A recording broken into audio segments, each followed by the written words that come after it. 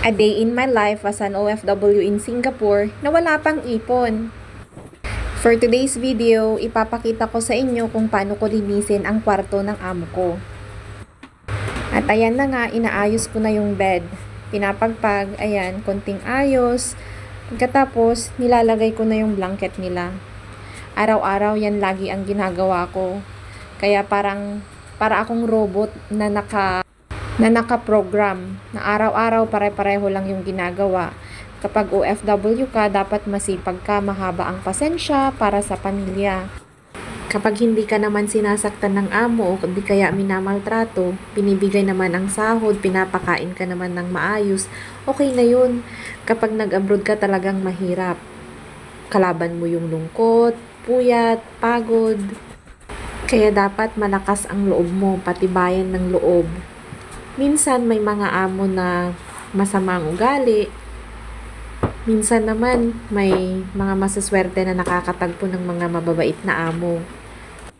Kaya kapag nag-abroad ka, paswertehan lang talaga.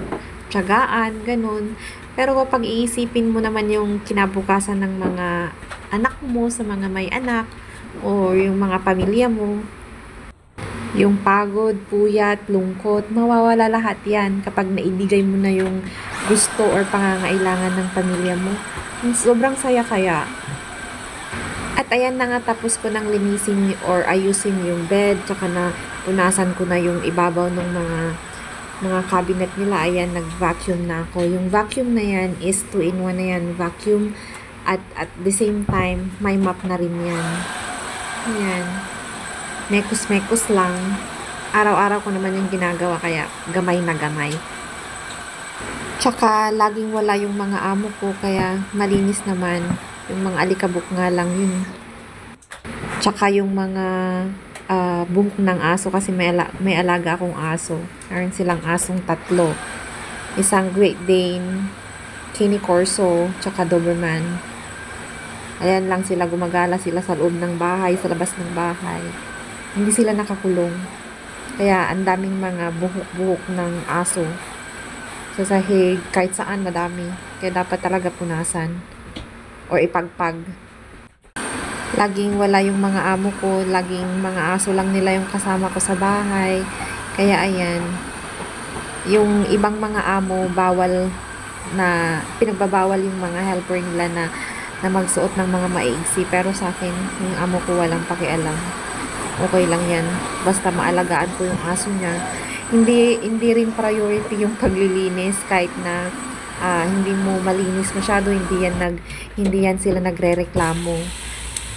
Basta maalagaan mo yung aso, okay na yun, mapakain, mailakad, ganun. Okay lang kahit hindi ka masyadong maglinis. At ayan na nga, sinunod ko na yung banyo nila. Ayan, pinupunasan ko lang kasi lagi naman silang wala. Sa umaga tsaka gabi lang naman sila andyan, or Sabado tsaka Linggo.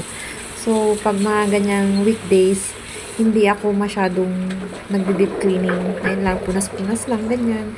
Hindi rin naman sila maarte. Tsaka malinis din naman. Lagi naman silang wala. Di ba nga sabi ko kanina. Ayan, sunod na rin yung toilet. Ayan, kunting brush-brush lang. Malinis naman.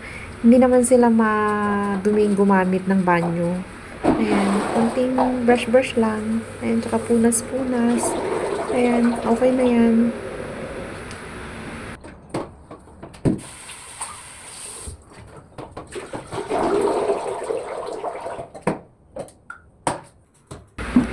At dito naman sa my bath area nila, hindi naman din madumi. Kasi araw-araw ko naman yan nililinisan. Kaya konting kuskus lang, konting punas-punas lang, ayan, ganyan. Okay na yan, malinis na yan. Magta-3 taon na nga pala ako sa amo ko ngayon.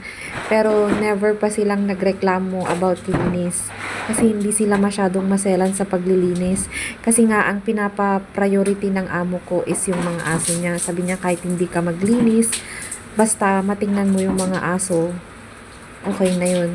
Pero, syempre, nahihiya naman ako na nakaupo lang na na tinitingnan yung mga aso niya. Kaya minsan, ganyan, linis-linis. Siyempre, kasi nakakahiya naman, di ba? Na, tsaka nakakaano na tinitingnan mo lang yung mga aso niya tapos ang dumi-dumi ng bahay nila.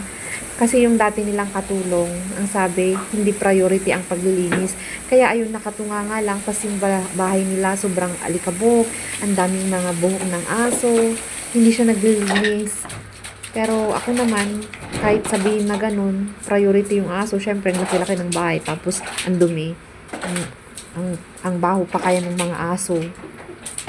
I mean, yung mga ihi nila, ganyan. So, dapat linisin mo pa rin kahit hindi sinasabi, ganyan. Dapat minsan, magpusa ka naman. Hindi yung sinabing hindi priority yung paglilinis, eh, hindi ka na maglinis, diba? Ayan, ganyan lang. Mekos-mekos mo lang, ayan, tapos na.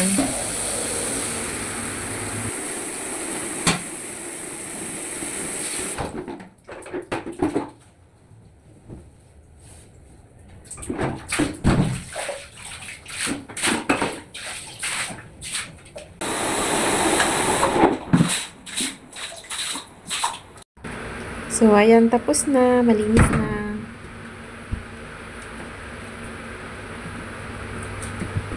Ayan, ganyan lang yan. Walang masyadong abubot, kaya mabilis lang linisin. Ayan.